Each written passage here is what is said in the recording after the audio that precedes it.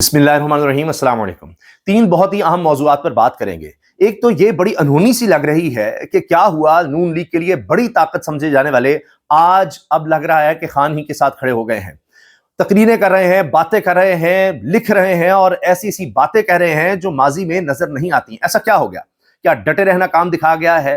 वो आंखें खोली जा रही हैं? सब क्या है? इसके अलावा बहुत बड़े ऑपरेशन की तैयारी है, बहुत बड़े ऑपरेशन की। उसके हवाले से बड़ी खबर आ गई है, काफी अरसे से इस पर बात हो रही थी, मुज़ाकरात चल रहे थे, अब मुज़ाकरात कामयाब हो गए हैं और एक बड़ा ऑपरेशन होने जा रहा है। तीसरी बात जिस पर हम पहले ही बात कर लेते हैं कि हमारे बच्चों ने, हमारे अंडर 19 टीम के लड़कों ने कमाल कर दिखाया है, कमाल कर दिखाया है और एशिया कप जीत लिया है। गालिबन 13 साल के बाद उन्होंने जीता है और नेशनल टीम, हमारी जो सीनियर टीम है, वो तो बार बार भारत से हारती रही, लेकिन एक तरफा मुकाबले में भारत की अंडर 19 को हरा दिया पाकिस्तान के बच्चों ने। ये बहुत बड़ी बात है क्योंकि कोई मुकाबला नहीं है पैसे के लिहाज से, ट्रेनिंग भी अगर हम कहें, पैसा भी कहें, और इतना एक्सपोजर उनका बहुत ज्यादा। तो इसका मतलब यह है कि टैलेंट को अगर सही तरह यूटिलाइज किया जाए और मेरिट दिखाया जाए तो आज भी पाकिस्तान जीत सकता है। तो जनाब, इसमें सरफराज हमारे साबिक कप्तान हैं, उनका भी बहुत बड़ा रोल नजर आ रहा है इस टीम के साथ होने का, मेंटोर होने का, तो बड़ी अच्छी बात है। और वन साइडेड मैच, अब भारत का यह हाल हो गया कि पाकिस्तान की टीम को मेंशन भी नहीं कर रहा, तो उस पर बड़ी मीम्स बन रही हैं कि उसकी, उसका तुम नाम क्यों नहीं लेते।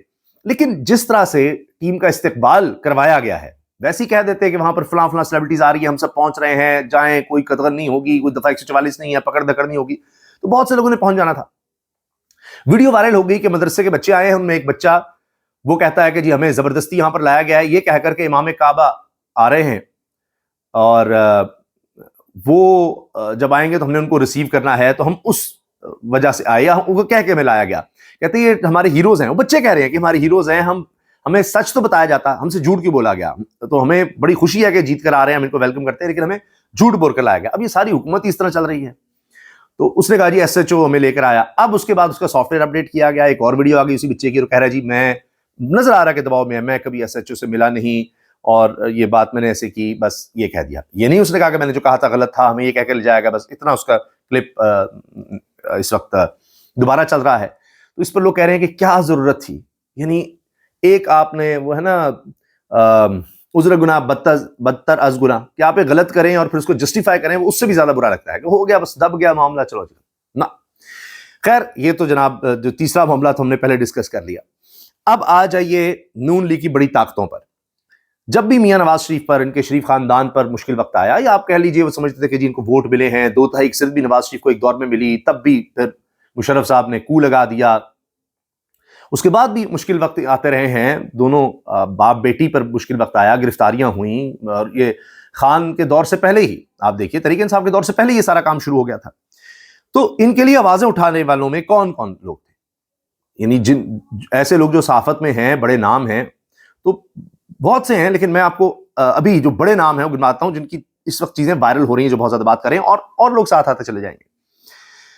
अब इसमें एक तो ये देखिए कि नजम सेठी साहब निगरान वज़ीर आला लगाए गए नून लीग की तरफ से, फिर 2 दफा PCB के चेयरमैन लगाए गए। अब वो नजम सेठी साहब इन प्रोग्राम्स में कहना शुरू हो गए हैं कि इनके पल्ले ही कुछ नहीं है नून लीग के। पीपल्स पार्टी फिर भी कुछ कार्ड रख रही है सिंध के कि अच्छा कुछ बातें मनवा लें, नून लीग के पास तो कुछ भी नहीं रहा। ये कोई बात ना मनवा सकने की पोजीशन में है, ना कुछ कह सकते हैं, कुछ भी नहीं। और अभी तो सारा आलम साहब ने जो बातें की कि जी वो नदीम अंजुम साहब के लिए 3 बातें की गई कि DGISA लगा दें, NSA लगा दें, सफीर लगा दें अमेरिका में, 3 बातें रद्द हो गई। तो नून लीग की तो कहीं कुछ नहीं चल रही, इस लिहाज से उनके पास कुछ नहीं, वोटर ही नहीं उनके पास रहा। मरीम साहबा जरूर, ये नजम सेठी के अल्फाज हैं, मरीम साहबा आए दिन प्रोजेक्ट्स का ऐलान करती हैं, यहाँ जा रही हैं, वो जा रही हैं, तो अब जाहिर है उसमें करोड़ों रुपया तो लगता है, बहुत पैसा लगता है, मगर वो पानी की तरह बहा रही हैं और कह रही हैं मैं ये कर दूंगी, वो कर दूंगी, बस आपने हमारा साथ देना है, आपने किसी फलां इंतशारी का नहीं साथ देना। लेकिन नजम सेठी साहब के बकौल वोट बैंक में 1% भी इजाफा नहीं हो रहा, लोग इस तरफ आ ही नहीं रहे। ये तो नजम सेठी साहब कह रहे हैं कि कुछ नहीं हो रहा इनसे। अच्छा, इसके अलावा मैं 3 बातें आपको और सामने रखूंगा, क्योंकि वरना वीडियो बहुत तवील हो जाएगी। अब फहद हुसैन साहब बड़े जबरदस्त सीनियर सहाफी, अंग्रेजी में कमाल लिखते हैं, बड़े बड़े इदारे लॉन्च करने में उनका नाम है, एक्सप्रेस, दुनिया न्यूज पे भी काम कर चुके हैं हेड के तौर पर, और इस तरह और बहुत से इदारों में एक न्यूज उन्होंने लॉन्च किया, बहुत से इदारे, और इससे पहले जियो में बड़ा जबरदस्त प्रोग्राम भी करते थे, टीवी पर भी आते हैं, कॉलम भी लिखते हैं। तो जनाब अब उन्होंने कॉलम लिखा है। अब PDM के दौर में मुशीर भी रह चुके हैं। अब वो कह रहे हैं कि जी ये खान की पॉलिटिकली बुलेट प्रूफ हैसियत हो चुकी है, आप जितने उस पर वार कर रहे हैं ना, उस पर असर नहीं कर रहे पॉलिटिकली। हुकूमत ब्लंडर्स पे ब्लंडर्स कर रही है। अब एक चीज उन्होंने 3 मेन बातें की बड़ी खूबसूरती से। एक तो ये कि जिस तरह के केसेस बनाए जा रहे हैं, मिसाल के तौर पर कि जी खान के कमरे में वो जहां बैठा था, वो 9 मई की साजिश जब तैयार कर रहा था तो पुलिस वाला सोफे के पीछे छुपा था, मज़ाक़ खेज। इतने केसेस बनाए हैं कि किसी की भी वक़्त नहीं रही।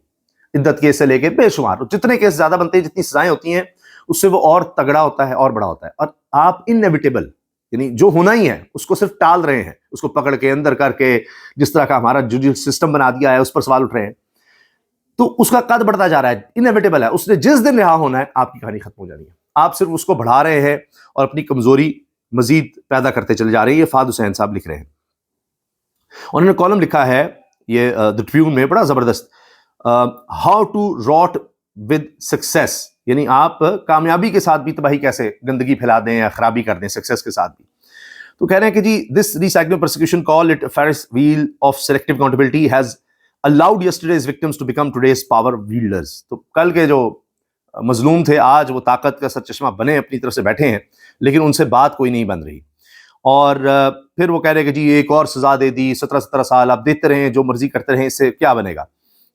उसका स्टेचर और ज्यादा बुलंद कर रहे हैं। केसेस जिस तरह के बन रहे हैं वो आप देखिए। 1947 से आप जो कर रहे हैं वही आप एक रॉट के साथ, यानी ये कहें कि जो गल सड़ गया है उसी को रिसाइकिल करके कोशिश करें, गल सड़ी हुई चीज को ही गला सड़ा और मजीद तैयार करें। आप कुछ भी से नहीं हो रहा। तोशाखाना 1, 2, 3, 4 और 5 जितने मर्जी आप बना दें, सबको पता लग रहा है कि पोलिटिकली मोटिवेटेड केसेस नजर आ रहे हैं। जुडिशल सिस्टम आपका, आप उसको क्रिमिनल जस्टिस सिस्टम, उसमें और तब्दीलियां करके और सख्ती करने की कोशिश कर रहे हैं, क्योंकि आपके पास और रास्ता नहीं है। तो आप इससे क्या हासिल कर लेंगे? अंग्रेजों के दौर का निजाम, उसको और सख्त कर रहे हैं, जो अंग्रेजों ने बनाया था यहां पर काबिज रहने के लिए, लोगों के शऊर को, उनकी आजादी को सल्ब करने के। आप उस सिस्टम को और सख्त करते आ रहे हैं। अभी मरीम साहबा पुलिस को और इख्तियारात दे रही हैं। तो कब तक ये चलेगा? कहां तक ये चलेगा? इससे क्या नतीजे हासिल होंगे? इससे तो कोई बेहतरी नहीं आएगी, खराबी होनी है। तो कहते हैं कि जी firstly prolonging Khan's incarceration through all and every means keeps him away from mounting a challenge to the current setup presently। अभी तो चलें आप सजाएं दे देंगे, फिलहाल वो चैलेंज आपके लिए नहीं बनेगा, लेकिन जितना वो बड़ा होता जाएगा, जितना अरसा वो जेल में गुजारेगा, तो फिर ये है कि सिर्फ आप ओनली डिलेइंग द इनएविटेबल, होनी को आप सिर्फ कुछ अरसे के लिए टाल सकते हैं। बस वो होनी है जिस दिन उसने रिहा होना है, बस वो यूं समझे कि वो डयाला के बाहर ही उसने जिस दिन कदम रखना है, बस कहानी उसी दिन खत्म हो जानी है हुकूमत की। कोई जलसा करने की जरूरत नहीं होगी। वो ऐसे लगता है कि पूरा पाकिस्तान तभी जेल के बाहर ही मुड़ाएगा। सेकंड, फिर ये the colonial post colonial setup, वो अंग्रेजों के दौर का, उससे पहले का सेटअप, उसको आप और ज्यादा सख्त कर रहे हैं। तो कहां गई आपकी credibility? Can such a contradiction persist? ये काम चल सकता है कभी? अंग्रेज नहीं चला सके ज्यादा अरसा इसको, उस लिहाज से ठीक है, उन्होंने काफी सैकड़ों साल गुजारे, लेकिन जब एक दफा लोगों के अंदर शऊर आ गया आजादी का, तो फिर उसको आप जितनी मर्जी कोशिशें कर ले, नहीं दबा सके। Third, with all the information guns blazing, the government continues to struggle with successfully making Khan look guilty as charged। कह रहे हैं कि उस पर इल्जाम साबित नहीं कर पा रहे, सब कुछ करके भी, पैसा लगा के भी, प्रेस कॉन्फ्रेंस करके भी वो बात बन नहीं रही और कुछ हासिल नहीं हो रहा। ये अब फहद हुसैन साहब लिख रहे हैं कॉलम में, ठीक है जी। मैंने आपको मिसाल दे दी, इससे पहले निजम सेठी की मिसाल दे दी। अब मुजीबुर रहमान शामी साहब बहुत ही सीनियर आदमी है, कौन नहीं जानता। खान साहब पर भी तनकीद की, उनकी सख्तियों पर, नून लीग के हवाले से या जमहूरियत के हवाले से क्या क्या बात करते हैं। ये अब कह रहे हैं जी 10 साल कैद, फिर 10 साल कैद, ये कहां तक जाएगा? मजीद कितना जुल्म करना है? जुल्म कह रहे हैं इसको। 9 मई के मुकदमात में मजीद कितनी सजाएं देनी है? एक लड़ाई हुई, इसके बाद मुज़ाकरात होते हैं, हर जंग के बाद मुज़ाकरात होते हैं। तारीख गवाह है, मुसलमानों के साथ लड़ाई और गैर मुसलमान के साथ लड़ाई में फर्क होता है। खान की बहनों पर हर मंगल तशद्दुद किया जाता है, ये कोई इंसानियत है? इन पर ठंडा पानी फेंका जाता है, पूरी दुनिया में शर्मनाक मनाजिर दिखाए जाते हैं।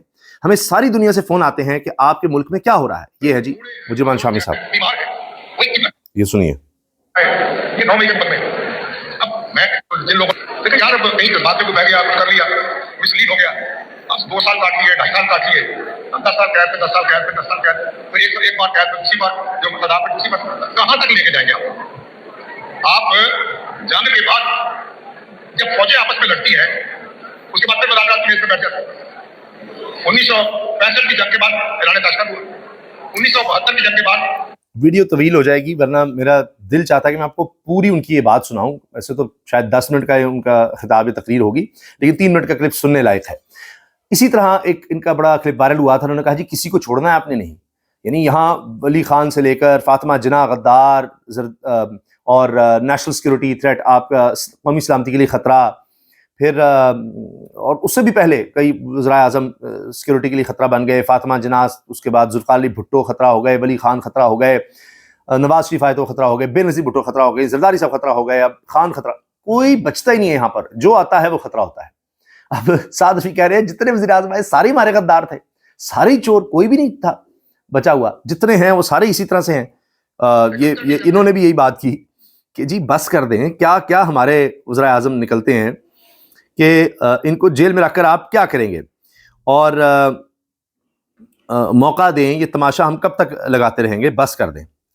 تو یہ باتیں جناب کی ہیں شامی صاحب نے. اچھا 3 میں نے آپ کو مثالیں دے دی، نجم سیٹھی، فہد حسین صاحب، نجم سیٹھی مجیب الرحمان شامی صاحب. اب سنیے سہیل وڑائچ صاحب اب کیا لکھ رہے ہیں.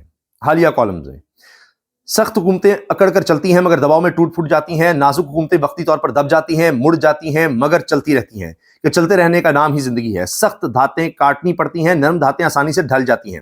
ماضی کے تجربات ہر حاکم یا حکومت کے لیے مد نظر ہوں تو پھر لازمی طور پر حالات میں بہتری پیدا ہو جائے، لیکن وہی بات کہ بھئی یہ اب بہتری پیدا نہیں کر رہے. ہر وہ ریاست جو سچ کو روکتی ہے دراصل اپنی جڑیں کھوکھلی کرتی ہے اور جھوٹ کا راستہ کھول دیتی ہے. سب سے غلط رویہ اور تصور یہ ہے کہ سچ کو چھپانے اور دبانے سے قیاس آرائیاں ختم ہو جاتی ہیں، حالانکہ سچ کو دبانے سے جھوٹ، افواہیں اور گمراہ کن لطائف جنم لیتے ہیں. جتنی محنت اور بیرونی دورے غیر ملکی سرمایہ کاری لانے کے لیے ہو چکے ہیں، تاریخ میں ان کی مثال نہیں ملتی، مگر ابھی تک کوئی بڑی کامیابی نہیں ملی کیونکہ ماحول ہی سازگار نہیں. صنعت اور برآمدات کو فروغ دینے کے لیے کتنے درجن اجلاس ہوئے مگر صنعت کا پہیہ چل نہیں سکا، وجہ کسی کو اعتبار ہی نہیں. اور پھر انہوں نے حق اور باطل کی بات کی کہ جی دیکھیں جب آپ حق کو باندھ دیں گے، اس کے ہاتھ پاؤں باندھ کر، آنکھیں باندھ کر آپ اس کو باطل کے مقابلے میں کریں گے تو پھر باطل جیتے گا. حق کو بازو سے پکڑ کر اس کی آنکھیں بند کر کے اگر باطل کے سامنے ڈالا جائے گا تو لازماً باطل ہی جیتے گا. باطل کو شکست تبھی ہو سکتی ہے جب حق کے ہاتھ بھی کھلے ہوں اور اس کی آنکھوں پر پٹی نہ باندھی جائے. فی الحال تو باطل آزاد ہے اور حق کے ہاتھ بندے ہیں. کہہ رہے ہیں فی الحال تو باطل آزاد ہے، حق کے ہاتھ بندے ہیں. پھر یہ بھی کہہ چکے ہیں کہ جی ہم نے جنرل ضیاء کا دور دیکھا، ہم نے مشرف دور دیکھا، اور اس وقت بھی لکھتے تھے، سب تھا، لیکن اشاروں کے نام میں تب بات ہو جاتی تھی. آج یہ جو نون لیگ کا دور ہے، موجودہ نظام ہے، اس میں تو اشاروں کے نام میں بات برداشت نہیں ہے. یہ دیکھیے سہیل وڑائچ صاحب شریف خاندان نون لیگ کے لیے کالم لکھ چکے ہیں، ان کے حق میں بہت بات کر چکے ہیں. اب یہ دیکھیے میں نے آپ کے سامنے 4 یہ مثالیں رکھی ہیں. اب آ جائیے آخری خبر، بڑے آپریشن کی بات کرتے ہیں. جی ڈان میں یہ خبر لگی ہے، سیکورٹی اداروں اور قبائلی مشران کے 24 رکنی جرگے کے درمیان معاہدہ ہو گیا. قبائلی جرگے نے وادی تیرا میں آپریشن اور 10 جنوری سے نقل مکانی شروع کرنے پر اتفاق کر لیا. نقل مکانی کرنے والی ہر فیملی کو 2.5 لاکھ روپے دیے جائیں گے. گھروں کو نقصان کی صورت میں 10 سے 30 لاکھ روپے معاوضہ دیا جائے گا. ہر خاندان کو اپریل تک ہر ماہ 50,000 روپے وظیفہ بھی دیا جائے گا. تو اب امید ہے کہ اپریل تک یہ آپریشن مکمل کیا جائے گا اور جنوری میں اس کا مطلب شروع ہونے جا رہا ہے. تو 50,000 ماہانہ وظیفہ بھی دیا جائے گا ہر خاندان کو. سیکورٹی حکام اور مقامی مشران کے درمیان کئی ہفتے تک مذاکرات ہوئے، کئی مطالبات پر ڈیڈ لاک رہا، بالآخر حکام نے مشران کو آمادہ کر ہی لیا.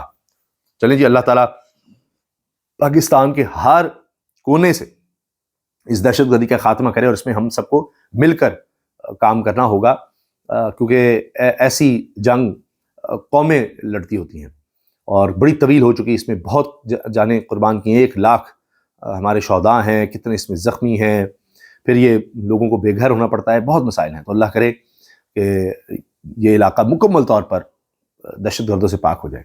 اجازت دیجیے، اللہ حافظ.